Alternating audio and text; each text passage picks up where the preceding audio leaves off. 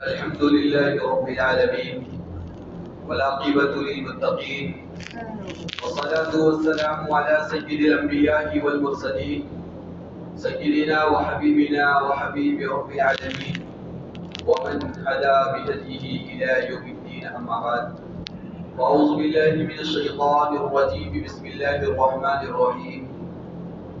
الحج أشهر معلومات، فمن فرض فيهن الحج فلا رفث ولا فسوق ولا جدال في الحج، وما تفعلوا من خير يعلمه الله، وتزودوا فإن خير الزاد التقوى واتقون يا أولي الألباب. قال النبي صلى الله عليه وسلم: إذا لقيت الحاج فسلم عليه وصافحه وقره قبل أن يدخل بيته، أو كما قال عليه الصلاة والسلام. میرے محترم بزرگوں، دوستوں، عزیز ساتھیوں، سب سے پہلے تو ہم اس خالق کے کائنات کا شکریہ ادا کرتے ہیں کہ اس خالق کے کائنات نے ہم تمام کو مسلمان بنایا.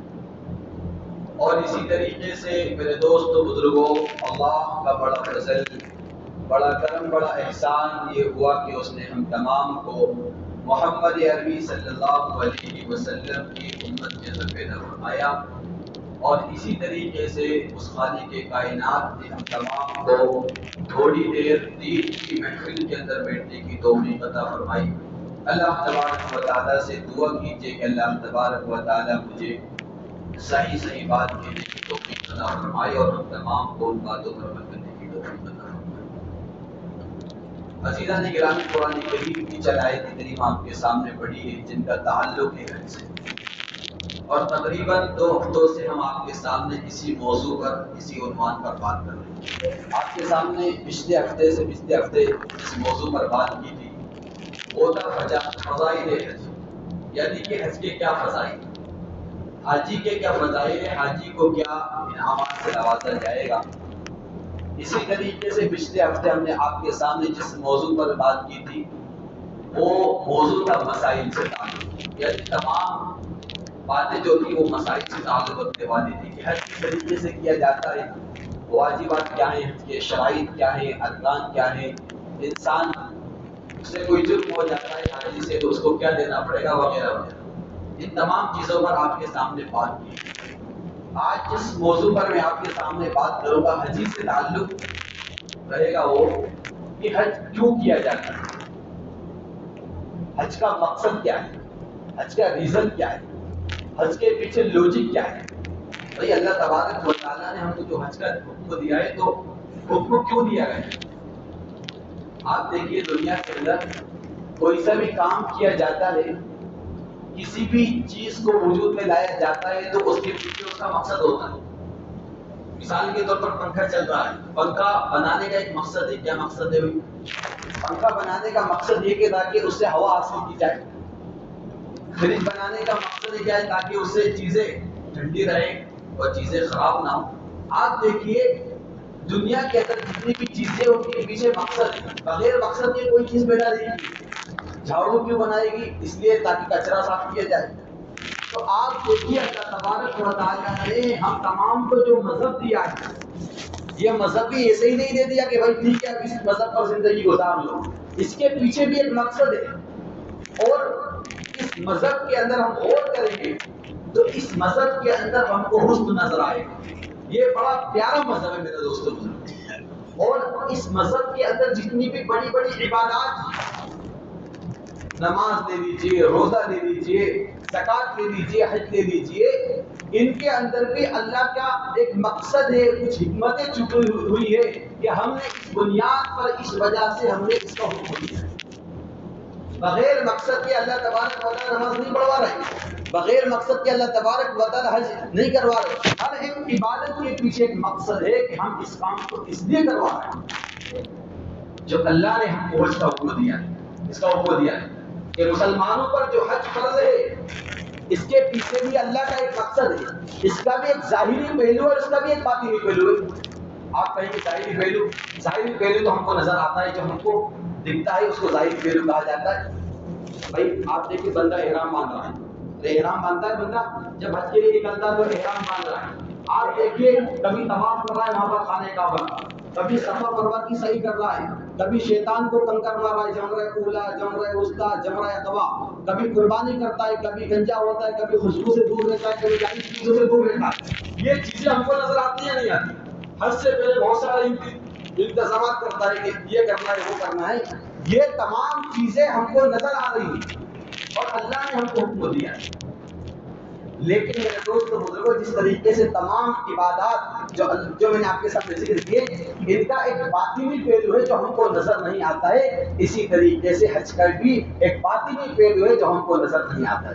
حج کے پیچھے بھی اللہ کے مقاصد ہیں، اللہ کا ایک مقصد ہے کہ ہم حج کیوں کروا رہے ہیں، بلکہ حج سے کچھ سبق دینا مقصود ہے انسان۔ آپ دیکھیے کیسا سبق دینا مقصود ہے۔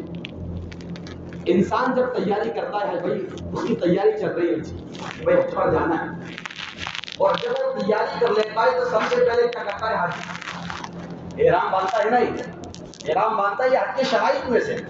تو چاہتے تو اللہ یہ بھی تو حکم دے سکتے تھے، نہیں جیسے کپڑے آپ ویسے، جن کپڑوں میں آپ زندگی گزار رہے ہیں انہی کپڑوں میں آپ کیا کرنا ہے؟ بھائی حج کر لیں۔ لیکن نہیں، جب حاجی یہاں سے نکل رہا ہے تو میقات سے یا کہیں سے بھی وہ نکلتا ہے تو احرام باندھتا ہے۔ ارے باندھتا ہے نہیں، دو چادریں اپنے اوپر لیتا ہے۔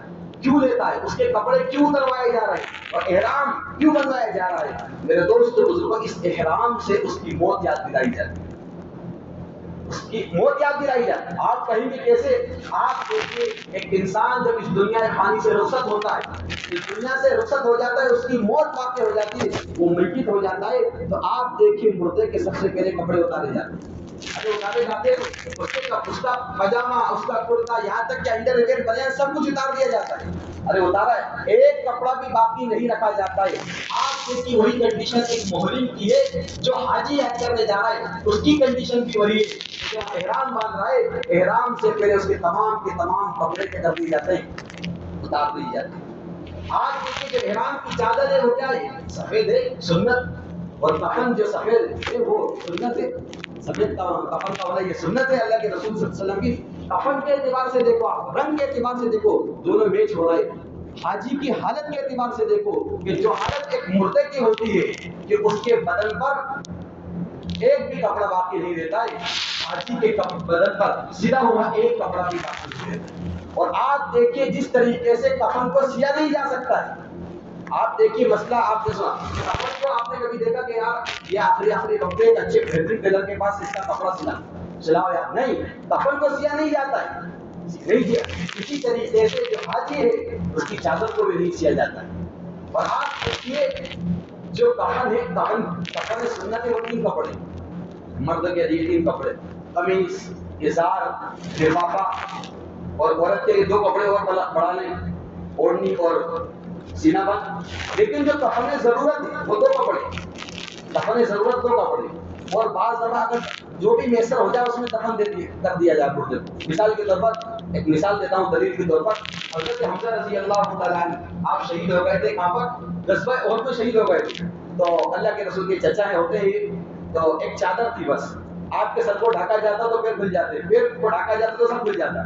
اللہ کے رسول نے فرمایا کہ سر کو ڈھاک دیا جائے اور پیر پر ہاتھ ڈال دی جائے۔ پتہ کیا چلا کہ جس وقت جو کفن میسر ہو جائے وہ بھی دیا جا سکتا ہے، لیکن کفن سنت الگ ہے۔ کفن ضرورت کی بات کر رہا ہوں، کفن ضرورت صرف 2 کپڑے، کفن ضرورت۔ آپ دیکھیے حاجی کے اوپر جو چادر ہوتی ہے وہ بھی کپڑے، 2 کپڑے، ایک اوپر کپڑا ہوتا ہے، ایک نیچے کپڑا ہوتا ہے۔ اور آپ دیکھیے جس طریقے سے سینے کا مسئلہ بھی آ گیا، یہاں تک کہ اگر مردے کو ہم کفن میں رکھتے ہیں اور اس کو اتار دیا جاتا ہے تو جو کٹھانے رہتی ہے وہ کھول دی جاتی ہے، کٹھانے کھول دی جاتی ہے۔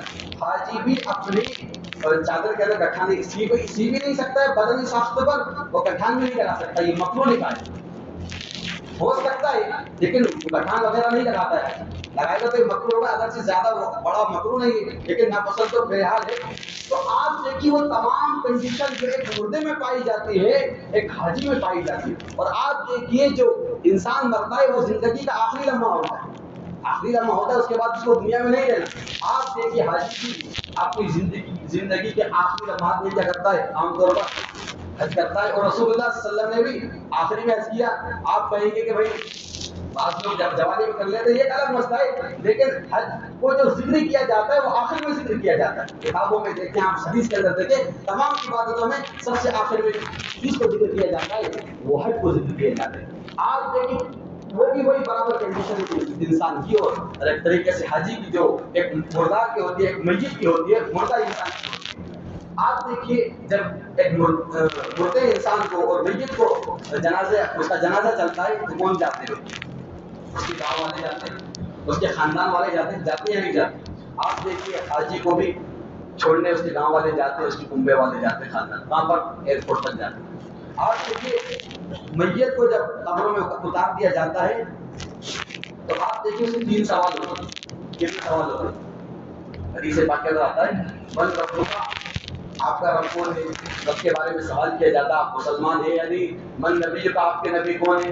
اور ماں جنہوں کا آپ کا دین ہے. 3 سوال ہوتے ہیں، حدیث پاک کے اندر آتا ہے. آپ دیکھیے حاجی بھی جب ایئرپورٹ میں داخل ہو جاتا ہے، چاہے وہ بھوپال کے ایئرپورٹ میں داخل ہے، ممبئی کے ایئرپورٹ میں داخل ہو، اس سے بھی سوال کیے جاتے ہیں. سوال سے مراد ویزے کے بارے میں سوال کیا جاتا ہے، اس کے سامان کے بارے میں سوال کیا جاتا ہے. تو آپ دیکھیے مسائل کے اعتبار سے دیکھیں، کنڈیشن کے اعتبار سے دیکھیں، حالت کے اعتبار سے دیکھیں، جس اعتبار سے بھی دیکھیں، احرام پہنوا کر حاجی کو اس کی موت یاد دلائی جاتی ہے. اور حاجی کو یہ سبق دیا جاتا ہے کہ حاجی آج جو تیرے گاؤں والے تجھے چھوڑنے آ رہے ہیں، تجھے نظر آ رہا ہے، تجھے دکھ رہا ہے، اور جس طریقے سے تیرے بدن پر چادر ہے تجھے نظر آ رہی، تجھے محسوس ہو رہا ہے. ایک زمانہ ایسا آئے گا، یہ زندگی کے آخری لمحات ہوں گے، جس طریقے سے تجھے ایئرپورٹ تک چھوڑنے آئے، ایک زمانہ ایسا آئے گا کہ تجھے قبرستان تک یہی لوگ چھوڑنے آئے. آپ دیکھیے تو ایسا ہی نہیں کہ اللہ تبارک و تعالیٰ نے حکم دے دیا انسان کو اس کی موت یاد دلائی جاتی ہے، حاجی کو اس کی موت یاد دلائی جاتی ہے. آپ ذرا غور کیجیے گا کہ انسان کو جب دفن کر دیا جاتا ہے تو اس کا دوسرا عالم شروع ہو جاتا ہے، جس کو عالم برزخ کہا جاتا ہے. ایک عالم ارواح ہے، ایک عالم ابدان ہے، ایک عالم برزخ ہے. آج دیکھیے جب یہ ہوائی جہاز سے اڑ جاتا ہے، دوسرے اردو میں پہنچ جاتا ہے، دوسری ایک طریقے سے کنٹری میں پہنچ جاتا ہے. اور جب حاجی مکہ میں پہنچ جاتا ہے تو حاجی بہت ساری چیزوں کو کرتا ہے، وہاں پر طواف کرتا ہے، مینا میں جاتا ہے، مزدلفہ میں جاتا ہے، عرفات میں جاتا ہے.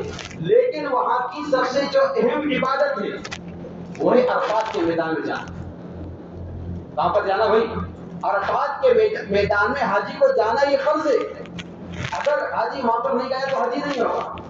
آپ دیکھیے یہ عبادت ایسی عبادت ہے عرفات کے میدان میں جانے کی کہ مکہ کے اندر اور جو عرفات کا میدان ہے وہاں پر تمام کے تمام حجاج کرام اس دن اسی میدان میں ہونے لوٹاتے. دیگر عبادت میں عبادات کے اندر کیا ہو سکتی ہے؟ تقدیم و تاخیر ہو سکتی ہے، طواف میں تقدیم و تاخیر ہو سکتی ہے، مینا میں تقدیم و تاخیر ہو سکتی ہے، لیکن عرفات کے میدان میں جانا یہ تمام لوگوں پر کیا ہے؟ فرض ہے. اور اس تاریخ کو کوئی بھی انسان ادھر ادھر نہیں ہوتا ہے بلکہ وہیں پر ہوتا ہے. حاجی تمام کے تمام حاجی جیسے کہ ہم جانتے ہیں اس میدان میں 9 تاریخ کو ہوتے ہیں.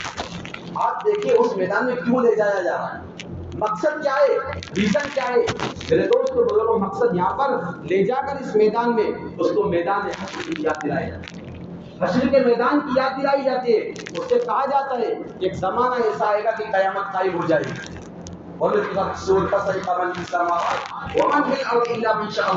دوسری مرتبہ دنیا ختم ہو جائے گی. دوسری مرتبہ جب سور میں پھونک ماری جائے گی تمام کے تمام لوگ کھڑے ہو جائیں گے. تمام کے تمام لوگ جب کھڑے ہوں گے وَإِذَا الْقُبُورُ بُعْثِرَتْ، قبروں کو اکھیڑ دیا جائے گا. تمام کے تمام لوگ میرے دوست ارے مرنے کے بعد انسان جب قیامت قائم ہوگی کہاں پر کھڑے ہوں گے؟ میدان محشر میں کھڑے ہوں گے. اور میدان محشر کہاں پر ہوگا؟ میدان محشر میرے دوست بزرگوں وہی علاقہ ہوگا جو عرفات کا علاقہ ہے، اور اسی طریقے سے ملک شام کی سرزمین ہے الشام ارض المحشر. تو گویا کہ حاجی کو اس میدان میں لے جا کر اس کو یہ پیغام دینا مقصود ہے کہ حاجی جب تو نے احرام باندھا تھا اس موقع پر تو تجھے موت یاد دلائی جا رہی تھی، لیکن اس میدان میں لا کر عرفات کے میدان میں لا کر جس طریقے سے پوری دنیا کے حجاج کرام اسی میدان میں آج ادھر ادھر کوئی بھی نہیں، نہ مکہ میں، نہ مزدلفہ میں، نہ مینا میں، نہ کوئی کہیں پر، تمام کے تمام لوگ عرفات کے میدان میں حجاج کرام. ایک زمانہ ایسا آئے گا کہ پوری دنیا کے لوگ جب قیامت قائم ہو جائے گی اسی میدان میں کھڑے ہوں گے، جس طریقے سے آج پوری دنیا کے حجاج کرام ہمارے دربار میں کھڑے، پورے لوگ ہمارے دربار میں کھڑے. آج دیکھیے آپ کو فلسفہ سمجھ میں آ رہا ہوگا کہ حج یوں ہی نہیں کروایا جا رہا ہے، ایک مقصد ہے عرفات کے میدان میں لے جا کر حج کو میدان محشر کی یاد دلائی جاتی ہے کہ اے حاجی، اے انسان، تیری ابتدا بھی اس میدان سے ہوئی، تیری انتہا بھی اس میدان میں ہوگی۔ ابتدا کیسے؟ بھائی اللہ تبارک و تعالیٰ نے پورے انسانوں سے عہد لیا تھا، پورے انسان روح کی شکل میں تھے، اس کو عالم ارواح کہا جاتا ہے۔ قرآن کریم اس کو کہتا ہے الست بربکم قالوا بلی شہیدنا، کیا میں تمہارا رب نہیں ہوں؟ آدم علیہ السلام کی پشت سے پورے انسانوں کو نکال دیا تھا چوٹی کی شکل میں، اسی گویا کے میدان میں اللہ نے عہد لیا تھا کیا میں تمہارا رب نہیں ہوں؟ تو لوگوں نے کہا تھا آپ ہی ہمارے رب ہیں۔ تو آپ دیکھیے اس انسان کی دنیا کہہ رہے کہ انسان کی ابتدا اسی میدان سے ہوئی تھی اور انتہا بھی اسی میدان ہمیشہ وہ کیا ہے دنیا کا، دنیا کی انتہا اور اختتام ہوگا۔ تو آپ دیکھیے حج کرانے کا ایک فلسفہ ہے۔ آپ ذرا غور کیجیے گا وہ کہ حج کے اندر اگر حج کو پر غور کیا جائے تو یہ خلاف عقل عبادت ہے، عقل میں آنے والی عبادت نہیں ہے۔ آپ دیکھیے اور حج کے اندر ایک عشق بھی جھلکتا ہے، پیار بھی جھلکتا ہے اور محبت بھی جھلکتی ہے۔ آپ دیکھیے اللہ تبارک و تعالیٰ اپنے گھر کا طواف حج کیا کرتا ہے، وہاں جا کر خانہ کعبہ کا طواف کرتا ہے، 7 چکر لگاتا ہے۔ اگر دنیا والوں پر غور کرے، اگر کوئی انسان کسی کے گھر کے چکر لگائے بار بار کا تو اس کے جوتے پڑ جائیں گے۔ ارے بھائی تو ہمارے گھر کے چکر کیوں لگا رہا ہے؟ کیا مقصد ہے، کیا ریزن ہے؟ لیکن اللہ تبارک و تعالیٰ خلاف عقل کے خلاف ہے، چکر ایک پتھر کے چکر لگوا رہے، کیوں؟ مقصد کیا ہے، ریزن کیا ہے؟ میرے دوست بزرگوں، اللہ تبارک و تعالیٰ نے اس کو اپنے گھر کا دیدار کرایا اور دیدار کے لیے بلایا، اور اللہ سے اس حاجی کو محبت، اس کو عشق ہے، محبت ہے، محبت کی بنیاد پر اس نے 8-10 لاکھ روپے خرچ کیے کہ میں اللہ کے گھر پر جاؤں گا، ورنہ تو پلاٹ دے سکتا تھا، یہ زمین لے سکتا تھا، لیکن 8-10 لاکھ روپے خرچ کیے یہ خانہ کعبہ کی زیارت کے لیے گیا۔ تو آپ دیکھیے یہ اللہ سے ملاقات کرنے کے لیے جاتا ہے، وہاں کیا کرنے کے لیے جاتا ہے؟ اللہ سے ملاقات۔ لیکن انسان کی آنکھ کے اندر وہ کیپیسٹی نہیں ہے، وہ طاقت اور قوت نہیں ہے وہ اللہ کو دیکھ سکے۔ قرآن کریم کہتا ہے لا تدرکہ الابصار وہو یدرک الابصار، آنکھیں اللہ کا ادراک نہیں کر سکتی، آنکھیں اللہ کو دیکھ نہیں سکتی، وہ کیپیسٹی نہیں ہے۔ موسیٰ علیہ السلام دیکھیے قرآن کریم کے اندر ان کا تذکرہ آیا کہ موسیٰ علیہ السلام تو اللہ سے بات کرتے تھے نا، موسیٰ کلیم اللہ، اللہ سے بات کرنے والے، وکلم اللہ موسیٰ تکلیما، بات کرتے تھے اللہ سے، زندگی کہ اللہ میں تجھ سے بات تو کرتا ہوں لیکن میں تجھے دیکھنا چاہتا ہوں۔ موسیٰ علیہ السلام سے کہا اللہ نے آپ مجھے دیکھ نہیں سکتے، ضد کی دیکھوں گا میں آپ کو۔ اللہ نے کہا کہ ٹھیک ہے کوہ طور پر آ جانا، پہاڑ پر آ جانا۔ قرآن کریم پارہ 9:6 کے اندر کہتا ہے فلما تجلی رب الجبل جعله دکا وخر موسیٰ صعقا، موسیٰ علیہ السلام جب گئے اللہ نے اپنی تجلی کو ظاہر کیا کئی پردوں کے پیچھے سے۔ میرے دوست بزرگوں، موسیٰ علیہ السلام اللہ کی تجلی کو برداشت نہیں کر سکے، بے ہوش ہو گئے اور وہ پہاڑ بھی ریزہ ریزہ ہو گیا۔ تو پتہ کیا چلا کہ انسان کو اللہ سے محبت تو ہے، عشق تو ہے، لیکن انسان کی آنکھ کے اندر وہ کیپیسٹی نہیں، وہ قوت اور طاقت نہیں کہ اللہ کا دیدار کر سکے۔ لا تدرکہ الابصار، تو اللہ نے کہا کہ تمہارے اندر وہ طاقت تو نہیں ہے، یہ نعمت جنت میں نصیب ہوگی۔ زیادہ قرآن کریم کے اندر آتا ہے للذین احسنوا الحسنی وزیادہ، دیدار وہیں پر ہوگا، یہاں پر دیدار نہیں کر سکتے۔ آپ کو محبت ہے اور ہم کو بھی آپ سے محبت ہے، اسی بنیاد پر آپ کو توفیق دی ہے، لہذا محبت کا تقاضا یہ کہ جس طریقے سے عاشق ایک عشق کرنے والا، ایک محب محبت کرنے والا کسی محبوبہ کے گھر کے چکر کاٹتا ہے، تو اللہ نے کہا کہ ہمارے گھر کے 7 چکر لگاؤ۔ بتاؤ عشق جھلک رہا ہے۔ اور آپ دیکھیے جو عاشق ہوتا ہے بعض دفعہ عشق کے اندر کیا کرتا ہے، محبت کے اندر کپڑے اتار لیتا ہے، بال بڑے بڑے کر لیتا ہے، چادریں اوڑھ لیتا ہے، کمبل اوڑھ لیتا ہے۔ حاجی کی بھی وہی کنڈیشن ہے، گھر کے خانے کعبہ کے طواف کر رہا ہے کہ اللہ میں بڑے بڑے بال لیے ہوئے، حج کا مطلب وہ الحج والسج، بڑا گندا بال ہونا یہ حج کی علامت ہے۔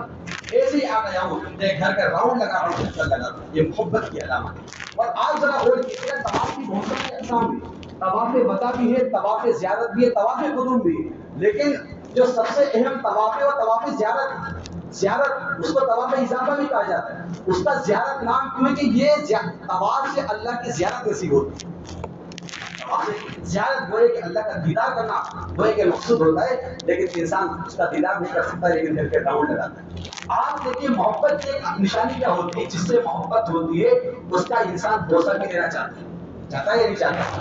اس سے اس کا بوسہ، اس کا چوما، دوسرے لفظ میں بوسہ اردو لفظ ہے، اس کا تقبیل کرنا چاہتا ہے، بوسہ لینا چاہتا ہے۔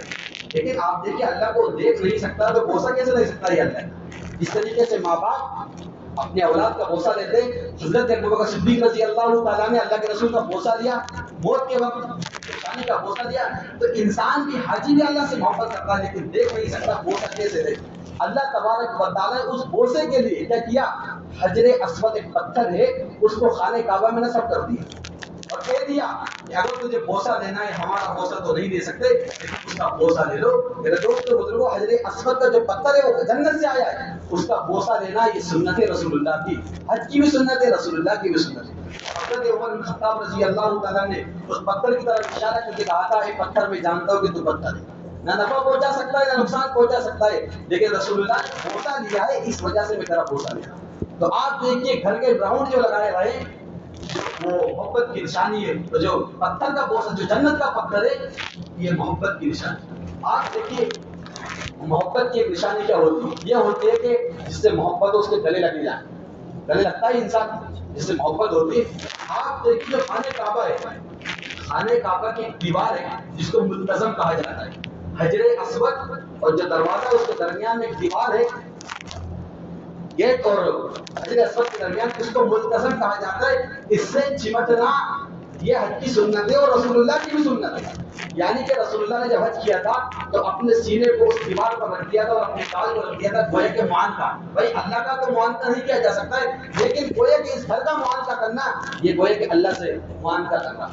تو پتہ کیا چلا کہ یہ حج ہے, اس کے اندر عشق بھی جھلکتا ہے, محبت بھی جھلکتی ہے. آپ دیکھیں وہاں پر حاجی جاتا ہے تو صفا مروہ کی صحیح کر رہا ہوتا ہے, اس طرف سے اس طرف توڑ رہا ہے. ان الصفا والمروہ من شعائر اللہ. مقصد کیا ہے, ریزن کیا, کیوں توڑوایا جا رہا ہے حاجی کو؟ میرے دوست بزرگوں, حضرت حاجرہ کی یہ سنت ہے.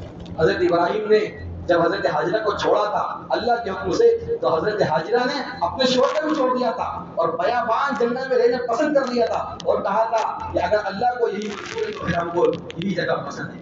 اور وہ اپنے لڑکے کے لیے حضرت اسماعیل کے پانی لینے کے لیے ادھر ادھر جا رہی تھی, دوڑ رہی تھی. وہ 7 راؤنڈ انہوں نے لگا دیے تھے. اللہ کو اس عورت کی, اس خاتون کی یہ ادا اتنی پسند آئی کہ حجاج کرام پر اس سنت کو گویا کہ واجب قرار دیا کہ اگر حاجی یہاں پر آئے گا یا عمرہ کرنے والا آئے گا تو اس کو صفا مروہ کی صحیح کرنا چاہیے, ضروری. پتہ کیا چلا کہ صفا مروہ کی صحیح کرنا یہ حاجرہ کی اداؤں کا نام.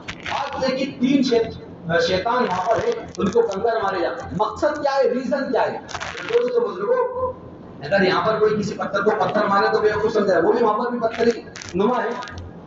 تو آپ دیکھیے وجہ کیا ہے کہ حضرت ابراہیم نے جب خواب دیکھا تھا کہ اپنے بیٹے کو ذبح کرو, جب اپنے بیٹے اور بڑھاپے کی حالت میں حضرت اسماعیل پیدا ہوئے تھے, جب اپنے بیٹے کو ذبح کرنے کے لیے جا رہے تھے تو شیطان نے بہکانے کی کوشش کی کہ ابراہیم کیا کر رہے ہو, بڑھاپے کا سارا آپ اس کو ذبح کریں گے. حضرت ابراہیم علیہ السلام نے اس شیطان کو 3 دفعہ دھتکارا, مردود یہاں سے نکل جا اور میرے خدا سے تو مجھے جدا مت کر. اللہ تبارک و تعالیٰ کو حضرت ابراہیم کی یاد اتنی پسند آئی کہ حجاج کرام پر اس سنت کو بھی, اس ادا کو بھی واجب کر دیا کہ جمرہ اولا, جمرہ وسطیٰ, جمرہ عقبہ, ان تینوں شیطانوں کی رمی کرنا حاجی پر کیا ہے, واجب ہے. اسماعیل کی ادا کا نام ہے, قربانیوں کا نام ہے. آپ دیکھیں حضرت اسماعیل علیہ السلام نے اپنے آپ کو قربان کر دیا تھا. آپ دیکھیں قارن اور متمتع پر, جو حج قران کرنے والا ہو یا حج تمتع کرنے والا ہو, دونوں پر قربانی واجب ہے. بات سمجھ میں آ رہی ہے آپ کو کہ حج قربانی کا نام بھی ہے. اللہ نے یوں ہی حکم نہیں دے دیا, طواف کو یوں ہی حکم نہیں دے دیا. آپ دیکھیے حاجی پر گنجا کرنا یہ واجب ہے, یا تو بال چھوٹے کرائے یا گنجا کرائے, لیکن افضل یہ ہے کہ وہ کیا ہو, گنجا کرائے.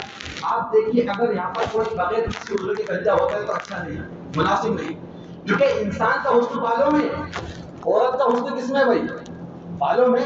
تو آپ دیکھیے انسان کا جو حسن بالوں میں, لیکن وہاں جا کر بال اتروائے جا رہے ہیں, گنجا ہو رہا ہے حاجی عمرہ کرنے والا. مقصد کیا ہے؟ آپ دیکھیے ایک عاشق جب کسی سے عشق رکھتا ہے اور محبت کرتا ہے تو اپنے بال بڑے بڑے کر لیتا ہے, اور جب اس کی محبوبہ اس کو مل جاتی ہے تو اپنے بال کو کیا کر لیتا ہے, یہ اتار لیتا ہے. آج دیکھیے اسی طریقے سے اللہ کا یہ دیدار کرنے کے لیے گیا تھا, اللہ اس کو مل گیا, خانہ کعبہ کی اس نے زیارت کر لی, طواف کی زیارت کر لیا. اس کے بعد یہ کیا کرتا ہے میرے دوست بزرگوں, یہ حلق کرواتا ہے کہ میرا محبوب یعنی اللہ جس سے میں محبت کرتا ہوں وہ مجھے مل گیا ہے, وہ اللہ نے مجھے اپنے گھر کی توفیق دے دی ہے کہ اپنے بال کو کروا. گنجا ہونا کیا معمولی بات. آپ دیکھیے اس زمانے میں بادشاہ گنجا ہونا یہ سزا کے طور پر یہ جاری کرتے تھے، غلاموں کو گنجا کر دیا کرتے تھے. لیکن آپ دیکھیے حاجی کے وہاں پر بال اٹھوائے جاتے ہیں. آپ دیکھیے یہاں پر ایک چیز اور کروائی جاتی ہے کہ وہاں پر حج کے اندر جب حالت احرام میں ہوتا ہے تو جائز چیزوں سے بھی روکا گیا. جب انسان حالت احرام میں ہوتا ہے تو نہ خوشبو لگا سکتا ہے، جبکہ خوشبو لگانا آلریڈی سنت ہے.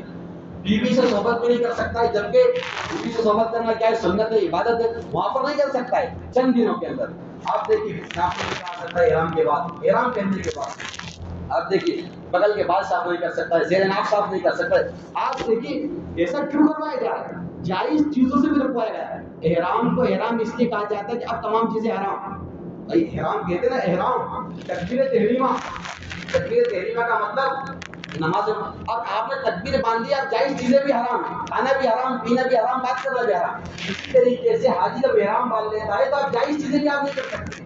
ایسا کیوں کروایا جا رہا ہے؟ میرے دوست بزرگوں، حاجی کو ایک مشق کرائی جا رہی ہے. کیسے مشق کرائی جا رہی ہے؟ آپ کہیں گے مشق اس لیے کہ اے حاجی تو چند دن جائز چیزوں سے رک گیا، 4 دن 5 دن یا جب سے تو نے احرام باندھا 10 دن جو بھی ہو سکتا ہے، جب تو جائز چیزوں سے رک گیا، تو خوشبو سے رک گیا، تو اپنی بیوی سے رک گیا، تو اے انسان یہ زندگی جو ہے یہ آخرت کے مقابلے میں 4-5 دن کی زندگی ہے. یہ آخرت کا ایک دن تو کتنے برابر ہوگا؟ 1000 سال کے برابر ہوگا. آخرت کے مقابلے میں میری پوری زندگی 60 سال کی، 80 سال کی، 100 سال کی، یہ 4-5 دن کی زندگی ہے. جب تو حج کے اندر 4-5 دن رک گیا، جائز چیزوں سے رک گیا، تو ناجائز چیزوں سے رکنا چاہیے کوئی بھاری بات نہیں. تو آپ دیکھیے یہ ان چیزوں سے جو رکوایا جا رہا ہے اس کو مشق کرائی جا رہی ہے. آپ دیکھیے حاجی مکہ میں رہتا ہے، یہ تمام چیز مکہ میں ہو جاتی ہے. اب حاجی پر جو جانا مستحب جو ہے، واجب تو نہیں لیکن مستحب کیا ہے؟ مسجد میں جانا. حاجی مکہ کے بعد کہاں جاتا ہے؟ مدینے جاتا ہے. آپ دیکھیے محبت کس کو کہا جاتا ہے؟ میں آپ کے سامنے ایک مدعا رکھا تھا کہ حج کے اندر محبت بھی پائی جاتی ہے. محبت کا تقاضا یہ ہے کہ جس سے آپ محبت کریں اور وہ انسان جن جن لوگوں سے محبت کرے آپ کو بھی اس سے محبت ہونا چاہیے. ایک مثال دیتا ہوں اور ذکر کر کے اپنی بات کو ختم کروں گا. آپ دیکھیے انسان کو کسی کے باپ سے محبت ہے اور وہ یہ کہے کہ تم سے تو محبت ہے لیکن تیرے بیٹے سے مجھے محبت نہیں. بتاؤ باپ ناراض ہوگا یا نہیں ہوگا؟ بلکہ باپ جس سے محبت کرے گا، آپ کو جس سے محبت ہے، جیسے باپ بیٹے کی مثال دی محبت میں، تو باپ بیٹے سے محبت کرتا ہے، تو اگر آپ کو اس کے باپ سے محبت ہے تو آپ کو اس کے بیٹے سے بھی محبت کرنا پڑے گا. محبت کا تقاضا ہی ہوا، ورنہ تو تیرے محبت کا کوئی فائدہ نہیں کہ تم مجھ سے تو محبت کر رہا ہے، میرے بیٹے سے دشمنی کر رہا ہے. تو یہ ہے محبت کا تقاضا کہ جن جن سے بھی محبت کرو ان سے تجھے کیا کرنا پڑے گا؟ محبت کرنا پڑے گا. محبت کا تقاضا ہوا. آپ دیکھیے اللہ تبارک و تعالیٰ کو سب سے زیادہ محبت کس کو ہے؟ کس سے؟ رسول اللہ صلی اللہ علیہ وسلم سے. تو آپ دیکھیے حج کا فلسفہ میں آپ کے سامنے ذکر کر رہا ہوں کہ اللہ تجھ سے تو مجھے محبت ہے، اسی بنیاد پر میں نے 8-10 لاکھ روپے خرچ کیے، طواف کیا، حجر اسود کا بوسہ دیا، ملتزم کا التزام کیا، اور تجھے سب سے زیادہ محبت رسول اللہ سے اور رسول اللہ کا شہر مدینہ ہے. آپ کے روزے کی میں حاضری بھی دوں گا. تو گویا کہ محبت تو ہو گئی، محبت کا حق اور بھی مزید ادا کرنے یہ گویا کہ مدینے جا رہا ہے. تو میرے دوست بزرگوں، یہ میں نے آپ کے سامنے حج کا فلسفہ دیا ہے. حج کا اللہ تبارک و تعالیٰ نے یوں ہی حکم نہیں دے دیا، بلکہ حج کے ذریعے انسان کو اس کی موت یاد دلائی جاتی ہے احرام پہنوا کر کہ یہ احرام سفید چادر ہے. ایک زمانہ آئے گا کہ یہ سفید چادر پہننا ہوگا. اسی طریقے سے عرفات میں لے جا کر حج کا میدان یاد دلایا جاتا ہے. عشق اور محبت کا نام ہے، قربانیوں کا نام ہے. اگر ان تمام چیزوں کو ذہن میں رکھتے ہوئے میرے دوست کوئی انسان حج کرتا ہے تو اس کو کیا آئے گا؟ بڑا لطف آئے گا، بڑا مزہ آئے گا. یہ گویا کہ میں نے آپ کے سامنے حج کے فلسفے کو ذکر کیا، اس کے مقصد کو ذکر کیا. اللہ تبارک و تعالیٰ سے دعا کریں کہ اللہ تبارک و تعالیٰ ہم تمام کو بھی حرمین شریفین کی زیارت نصیب فرمائے اور حج مقبول عطا فرمائے اور حج کے مقصد کو ذہن میں رکھتے ہوئے حج ادا کرنے کی توفیق عطا فرمائے. وما توفیقی الا باللہ.